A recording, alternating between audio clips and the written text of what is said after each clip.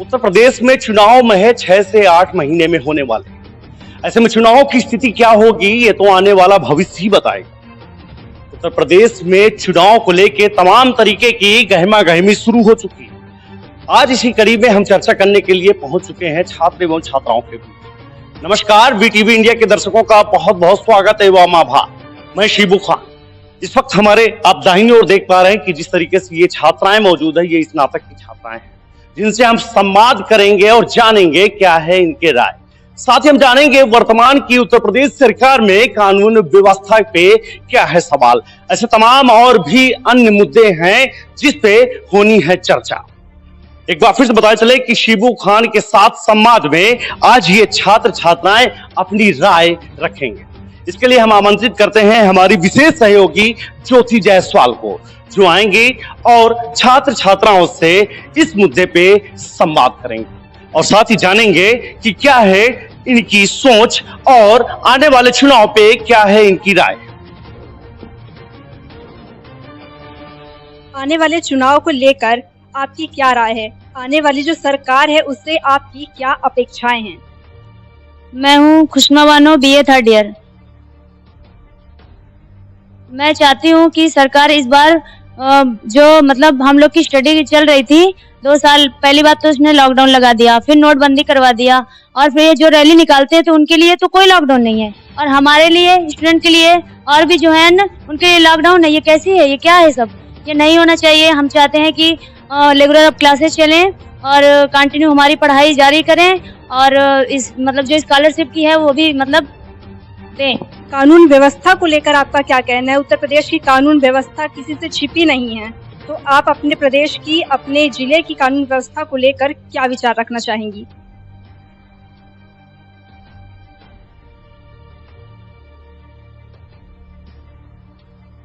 कानून व्यवस्था को लेकर आप क्या कहना चाहेंगी? हेलो, मैं हूँ शैनूर सफदर अली। मैं कानून व्यवस्था को लेकर एक बात कहना चाहती हूँ क्योंकि यहाँ पे बहुत से लोग हैं जो जहाँ पर रोडें बन चुकी हैं लेकिन यहाँ पे रोड नहीं बन रही है। जहाँ पर रोड बननी चाहिए वहाँ पे रोड बन रही है, जहाँ पे नहीं बननी चाहिए वहाँ पे 2-2 बार रोड बन चुकी हैं। तो मेरा कहना यही है कि कानून व्यवस्था अगर आप आने वाले जो हैं उनसे मैं यही अपेक्षा करती हूँ कि अगर आएँ तो प्लीज़ जो पहले हम लोग का बीता हुआ कल जो है वो हम भूलने की कोशिश करें और आने वाला कल है उसमें हम अच्छे से अपनी ज़िंदगी गुजारें और हमारा फ्यूचर और हमारे घर वाले या फिर स्टूडेंट, बहुत सारे स्टूडेंट का नुकसान हुआ है। यहाँ तक कि हम अपने आप को ही नहीं बहुत से लोगों को देख कर चलते हैं। भाजपा सरकार जो अभी यहाँ उत्तर प्रदेश में लगभग 4.5 साल पूरे कर चुकी है, उसको लेकर आप क्या कहना चाहेंगी? उसमें क्या बदलाव देखने को मिला है? क्या उम्मीदें थी और वो उम्मीदें पूरी हुई या नहीं? उम्मीदें तो उनसे लगाना ही बेकार है। पहली बात तो हमने उम्मीदें उनसे लगाई जरूर थी स्टार्टिंग में, लेकिन बात ये हुई कि मतलब पहले आते ही साथ सबसे पहले उन्होंने तो अपनी नोटबंदी कर दी और दूसरी बार तो फिर उन्होंने ये लॉकडाउन लगा दिया और जब वो रैली निकालते हैं तो उनके लिए कोई लॉकडाउन नहीं होता है। जब वो भाषण देते तो उनके लिए कोई लॉकडाउन नहीं होता है। लेकिन जब हम लोग की स्कूल है, कॉलेज है या फिर छोटे बच्चों है नर्सरी, हम लोग का तो नुकसान चलिए ठीक भी हो जाता है लेकिन छोटे बच्चों को नुकसान बहुत ज़्यादा हो जा रहा है। और मैं ये कहना चाहूँगी कि जो बीता हुआ हमारा जो कल है prime minister PM Narendra Modi, उनसे हमें कोई लाभ नहीं हुआ है। बस मुझे इतना ही कहना है। आप क्या कहना चाहेंगे शिक्षा नीति के बारे में? जो आजकल शिक्षा नीति चल रही है, आज लागू हुई है शिक्षा नीति, उसके बारे में आपके क्या विचार हैं? किस तरह बच्चों की पढ़ाई पे ये जो 2 साल लॉकडाउन लगा है उससे क्या असर हुआ है बच्चों की पढ़ाई पर? मेरा नाम किरण सिंह है और मैं बीए थर्ड ईयर की छात्रा हूँ। शिक्षा नीति को लेकर बहुत ही हम लोगों की पढ़ाई का नुकसान हुआ है। 2 साल से जिस तरह लॉकडाउन लग जाता है तो ग्रामीण क्षेत्र के बच्चे पढ़ नहीं पाते हैं क्योंकि सभी के लिए ऑनलाइन सुविधा उपलब्ध नहीं है और ना ही यहाँ आसपास इतने मतलब विद्यालयों की सुविधा उपलब्ध है।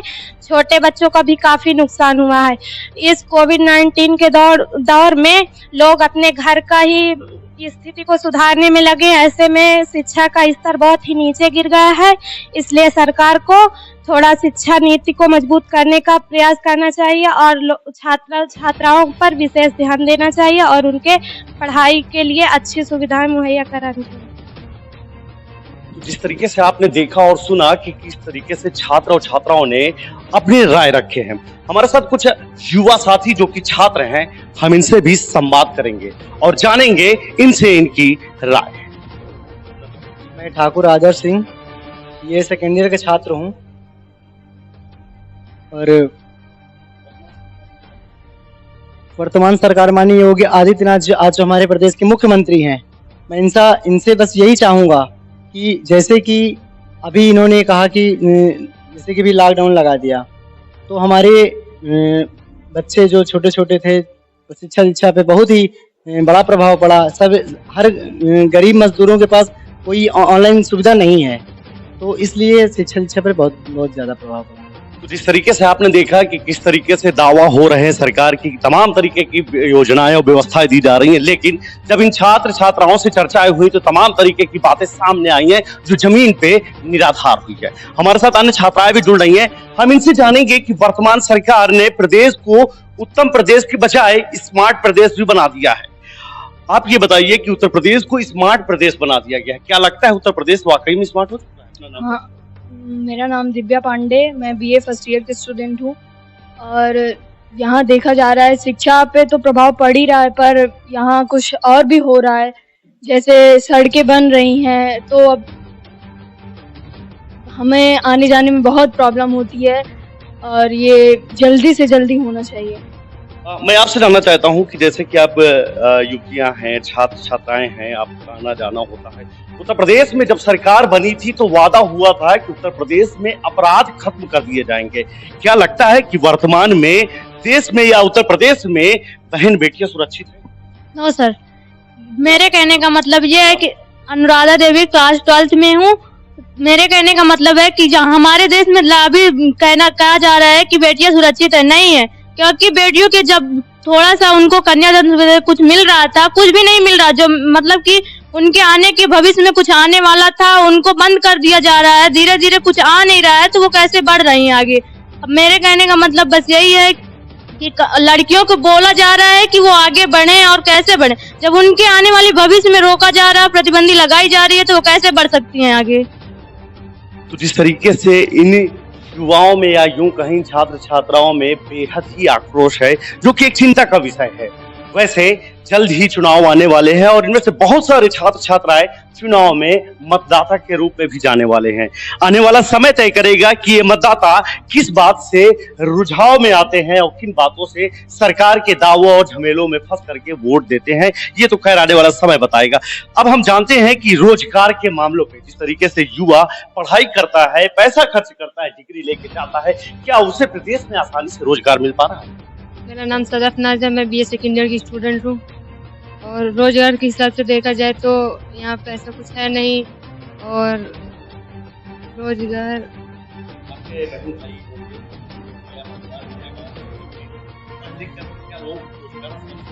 नहीं मिल रहा है। ऐसा देखा जा रहा है कहीं ग्रामीण क्षेत्र में इतना स्कूल तो है नहीं और इतना प्रॉब्लम होती है और लॉकडाउन की वजह से भी देखा जा रहा है कि स्कूल भी बंद हो गए, कॉलेज भी बंद हो गए। तो जिस तरीके से वादा जो हुआ था रोजगार देने का, केंद्र सरकार ने तो 2 करोड़ रोजगार देने की बात कही थी, लेकिन जब वास्तविकता जांची और परखी गई तो नतीजा 0 पाया गया। हमारे साथ और भी साथी मौजूद हैं, हम इनसे जानेंगे वर्तमान में देश में जो हालात है, महंगाई बहुत बढ़ी हुई है, महंगाई का असर घरों में कितना पड़ा है, इन छात्रों से हम समझने का प्रयास करें। मेरा नाम मनीषा देवी और मैं बीए सेकेंड ईयर की छात्र हूँ। और महंगाई में ये है कि हम जैसे किसान को लेकर चलते हैं, किसान जो बीज ऐसे अपने खेत में तैयार करता है वो जब बेचता है तो वही फसल हमें मतलब सस्ते में बेचते हैं और जब वो खरीदता है तो वही हमें महंगा में मिलता है। हमें सरकार से यही उम्मीद है कि जो अब सरकार आए तो किसान जैसे वो फसल बेचता है तो उससे उसको 2 या 3 रुपए में ऐसे घाटा होना चाहिए। तो जिस तरीके से इन बात को अपनी बात अपने तरीके से रखना चाहे, कहने का मतलब यह है लबोलुआब कि देश में महंगाई का स्तर बढ़ता जा रहा है जो कि आम आदमी के चूल्हे पे पूरी तरीके से डाका डाल रहा है। एक समय था जब भारतीय जनता पार्टी विपक्ष में थी तो महंगाई डायन जैसे नाम शब्द को दे करके हो हल्ला मचाया था, लेकिन आज उत्तर प्रदेश में डबल इंजन वाली सरकार है। केंद्र में नरेंद्र मोदी की भाजपा सरकार भी है, लेकिन महंगाई किसी से छुपी नहीं है। चाहे पेट्रोल का दाम हो, आसमान छू रहा है, सरसों का तेल आसमान में छू रहा है, तमाम अन्य जो डेली यूज वाली चीजें हैं वो भी पूरी तरीके से आसमान छूती नजर आ रही है। ऐसे में भारतीय जनता पार्टी की ये सोच कि जनता को हमने राहत दी है पूरी तरीके से खारिज होती नजर आ रही है। हमारे साथ कुछ युवा साथी हैं, हम इनसे भी चर्चा करेंगे और जानेंगे वर्तमान के हालात। मैं Deepu Yadav BA first year का छात्र हूँ। महंगाई को बढ़ते हुए देख के किसानों का जो गल्ला है वो सस्ते में बिक रहा है और जो बाहर का सामान है वो महंगे मिल रहा है। इससे हम किसानों लोगों को बहुत ज़्यादा परेशानी होती है और यहाँ पे सारी चीज़ें अवेलेबल नहीं हो सकती। जैसे गैस है, गैस सिलेंडर मुफ्त में देकर उसको गैस का रेट काफ़ी बढ़ाया जा रहा है। अभी तक तो यहाँ तक कि मैं यही कहना चाहूँगा कि जो ये बढ़ती हुई चीजें महंगाई बढ़ रही है इस पर थोड़ा कंट्रोल किया जाए और यही सारी बातें मैं आप युवा हैं, पढ़ाई कर रहे हैं, पढ़ने के बाद जब आप डिग्री पाकर जाएंगे तो क्या उम्मीद करेंगे? आपको आसानी से जॉब मिल जाए, अच्छी जॉब मिल जाए, कानून व्यवस्था मिल जाए, क्या उम्मीद है आपका? मेरा नाम प्रिंस तिवारी है और मैं बीए फर्स्ट ईयर का छात्र हूँ। मेरी यही उम्मीदें हैं कि जब भी मैं अपनी पढ़ाई करके बाहर निकलूँ तो मेरी जॉब अच्छी हो और मेरे को अच्छे पैसे मिले अपनी जॉब के, अपनी पढ़ाई के हिसाब से। लेकिन आजकल की सरकार में रोजगार इतना मतलब महत्वपूर्ण मुद्दा बन चुका है कि रोजगार के कुछ साधन ही नहीं है।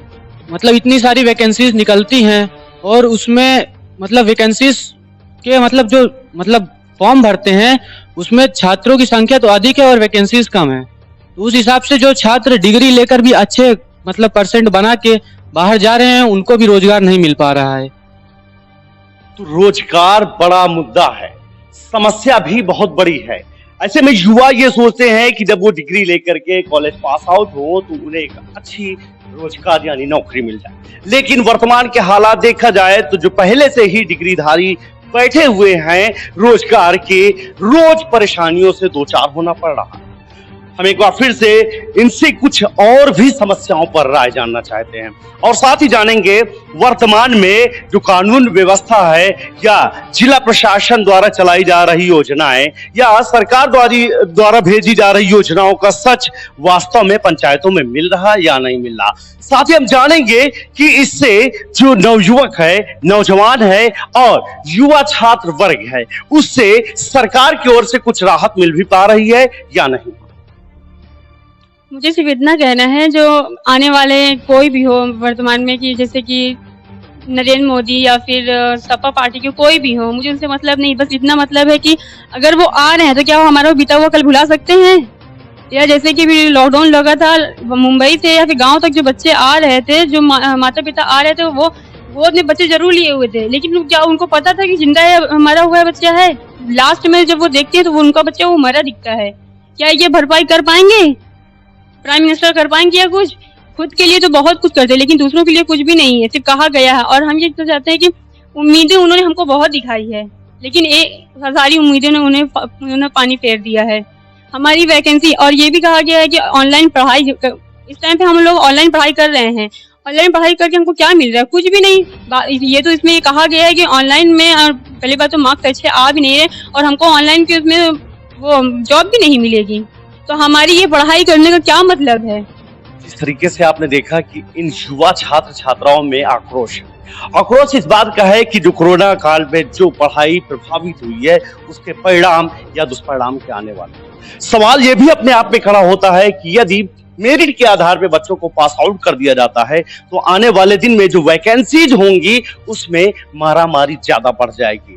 और जाहिर सी बात है यदि किसी बेस को मेरिट बना कर लिया गया तो पढ़ने वाला जो छात्र जो पढ़ाकू है या अपने आप को विद्वान समझता है, यदि उसको भी एक नॉर्मल पर्सन या जो बिना पढ़े हुए पास आउट हो गए, प्रमोटेड हो गए हैं, उनके साथ कंपटीशन बढ़ जाएगा। इसको लेकर के भी छात्र छात्राओं में बेहद गंभीर समस्या बनी। जिस तरीके से आपने देखा और सुना, ये नौजवान छात्र देश का आने वाले चुनाव में प्रदेश का भविष्य बनने वाले हैं। ऐसे में सरकार एवं प्रशासन को चाहिए कि इन छात्र छात्राओं को बातों को ध्यान देते हुए इनकी बातों को नजरअंदाज न किया जाए। क्योंकि ये वही छात्र हैं जो मतदाता बनने वाले हैं। ये वही छात्र छात्राएं हैं जो एक गरीब किसान, जिसे देश का अन्नदाता या देश का भगवान कहते हैं, उनके घरों से निकल के आते हैं। महंगाई हो या सरकार की विफल नीतियों, इनके ऊपर भारी असर पड़ता है। सरकार को चाहिए कि वक्त रहते हुए समस्याओं का समाधान करे, क्योंकि जमीन पर समस्याओं का अंबार है, नहीं है तो सिर्फ समाधान नहीं है। अन्य कुछ साथी हैं, हम इनसे भी जानना चाहेंगे और वर्तमान में कानून व्यवस्था पर हम इनसे प्रदेश सरकार की योजनाओं को लेकर के कुछ हम मानक के रूप में अंक हासिल करना चाहते हैं। हम ज्योति जायसवाल से कहेंगे कि छात्राओं से थोड़ा सा राय लें और जाने वर्तमान की सरकार की स्थिति पर 10 में से कितना नंबर देना चाहते हैं। वर्तमान की जो योगी सरकार है, आप उनको 10 में से कितना नंबर देना चाहेंगी? उनको मैं 10 में से 5 ही नंबर देना चाहूंगी। वजह बताइए 10 में से 5 नंबर देने के। रीजन ये है कि उन्होंने वो जो बेवा जो औरतें थी उनके लिए पेंशन बनवाई और राशन मतलब दिया, इतना उसने मतलब लॉकडाउन में किया, तो उसी के लिए हम 5 अंक उनको देना चाहते हैं। और आप कितने नंबर देना चाहेंगी योगी सरकार को? 10 में से 7। वजह आप कितना नंबर देना चाहेंगे? 4। आप बताइए कितने नंबर देंगी योगी सरकार?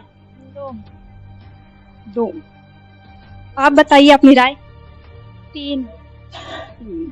तो आप देख रहे हैं किस प्रकार से ये युवा छात्र छात्रा अपनी राय रख रहे हैं। 2, 3, 5 नंबर दे रहे हैं योगी सरकार को।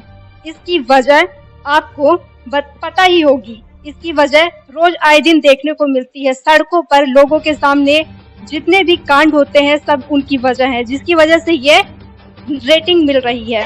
आप कितनी रेटिंग देना चाहेंगे? तो 0 देना चाहेंगे। 5.5 देना चाहता हूँ। 0, 1 नंबर, 2 नंबर। जिस तरीके से आपने देखा और सुना कि किस तरीके से युवाओं में आक्रोश है, नाराजगी है, नाराजगी सरकार की विफलता पे है, नाराजगी सरकार की योजनाओं का आम जनमानस तक न पहुंच पाना है। प्रदेश में रोजगार को लेकर हाहाकार मचा हुआ है। देश में महंगाई का अंबार सा बढ़ता जा रहा है। वक्त रहते हुए यदि सरकार इन बातों को ना चेताई और इस पे अमल पे ना लाई तो सरकार की स्थिति क्या होगी किसी से छुपा नहीं है।